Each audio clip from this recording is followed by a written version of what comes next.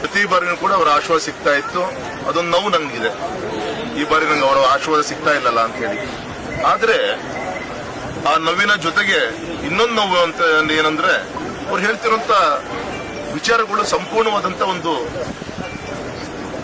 ಮತದಾರರನ್ನ ತಪ್ಪದಾರಿ ಎಳೆಯಕ್ಕೆ, ಸತ್ಯಕ್ಕೆ ದೂರವಾದಂತಹ ಸಂಗತಿಗಳನ್ನ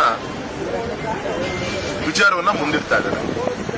ಉದಾಹರಣೆಗೆ ನಿನ್ನೆ ಅವ್ರ ಪಾಪ ನಮ್ಮ ತಂದೆ ವಯಸ್ಸಿನ ಹಿರಿಯರವರು ರಾಘವೇಂದ್ರ ಅವರು ಗುರುಗಳಿಗೆ ಧಮಕಿ ಹಾಕಿ ಕಣ್ಣೀರಿಡಿಸ್ತಾ ಇದ್ದಾರೆ, ಮಠಾಧೀಶಗಳಿಗೆ ಫೋನ್ ಮಾಡಿ ಧಮಕಿ ಇಡಿಸ್ತಾರೆ.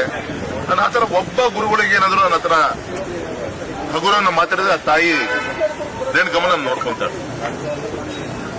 ಹಾಗಾದ್ರೆ ನಾನು ಆತರ ಮಾತಾಡಿದೀನಿ ಅಂತ ನಿಜ ಇದ್ರೆ ನಾನು ಬಂದು ಗಂಟೆ ಹೊಡಿತೆ, ಅವರು ಬಂದು ಗಂಟೆ ಹೊಡಿತೆ.